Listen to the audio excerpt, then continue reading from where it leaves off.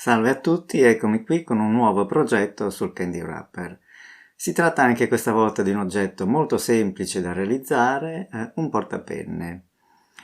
Ma sarà l'occasione anche per introdurre un nuovo argomento che è la rastremazione. Con rastremazione si intende la riduzione o l'aumento progressivo delle dimensioni delle tessere, applicata a righe, anelli e cornici permette di arrivare a soluzioni formali molto interessanti.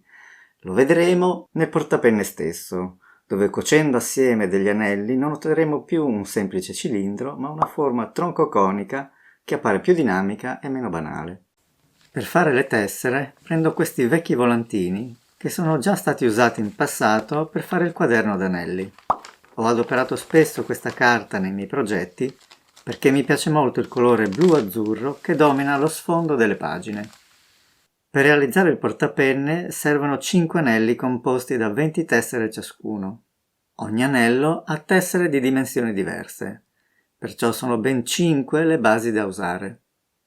Osservate anche che l'aumento delle dimensioni è costante, pari a 1 mm in larghezza da una base all'altra. Dalla mia mazzetta delle basi tiro fuori tutte quelle che mi servono.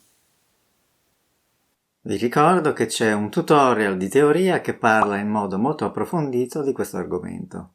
Inoltre è disponibile un PDF che contiene basi che vanno dalla 3x6,5 alla 7x15,2 cm. Sotto in descrizione trovate il link al tutorial e le istruzioni per ottenere il file con le basi. Per gli anelli ho intenzione di alternare un azzurro scuro ad uno più chiaro, quindi con la finestra di controllo delle basi vado alla ricerca delle tonalità di colore che voglio, per fare in modo che sulle tessere, una volta piegate, si vedano i colori selezionati. Prima di piegare tutti i rettangoli di carta ritagliati dal volantino, bisogna plastificare la carta. Per farlo, uso del comune nastro trasparente per imballaggi. Con tutte le tessere pronte, posso cominciare a comporre il portapenne. Devo realizzare 5 righe e ogni riga è fatta con 20 tessere. Man mano che le assemblo, alterno 2 a 2 azzurri chiari a blu più scuri. Composte con tessere di dimensioni diverse, le righe avranno ovviamente lunghezze differenti. Ogni riga va chiusa in un anello incastrando l'ultima tessera nella prima. Se volete vedere in dettaglio come si esegue la chiusura in anello, consultate il tutorial dedicato a questo argomento. Trovate il link sotto nella descrizione di questo video.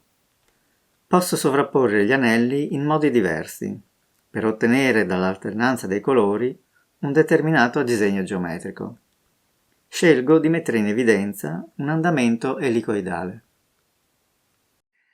Bisogna trovare un modo per realizzare il fondo del portapenne, io però voglio mantenere la forma rotonda. Il problema è che con il Candy Wrapper è difficile ottenere forme rotonde, almeno io ci ho provato e non ci sono riuscito. Ma se voi avete qualche idea in merito, fatemelo sapere sotto nei commenti, vi leggerò molto volentieri. Insomma, bisogna inventarsi qualcosa. A me è venuto in mente di usare una confezione di yogurt da 150 grammi. È un'ottima soluzione perché anche questo bicchiere ha una forma svasata, come il profilo del portapenne che sto realizzando. Elimino con delle forbici la parte superiore che non serve. Inizio a cucire gli anelli tra loro con punti di piatto. Parto dai diametri più piccoli e via via unisco gli anelli più grandi, fino all'ultimo. Quando ho completato la cucitura di tutti e 5 gli anelli, inserisco il bicchiere di yogurt. Grazie alla sua forma, non scende oltre un certo punto, rimanendo bloccato sul fondo ad un'altezza tale da non essere visibile alla base. Io ho dimensionato i diametri degli anelli di modo che fossero aderenti il più possibile al bicchiere di yogurt. Naturalmente le confezioni di yogurt non sono tutte uguali e se il vostro bicchiere scende un po' troppo, eccovi un suggerimento. Potete rimediare facendo un sesto anello da inserire all'interno di quello più piccolo. Questo che vedete l'ho realizzato con una base 4,4 x 9,6 cm. Cucito all'interno del portapenne avrà il compito di bloccare la confezione di yogurt. Il portapenne è finito e potete metterlo sulla vostra scrivania.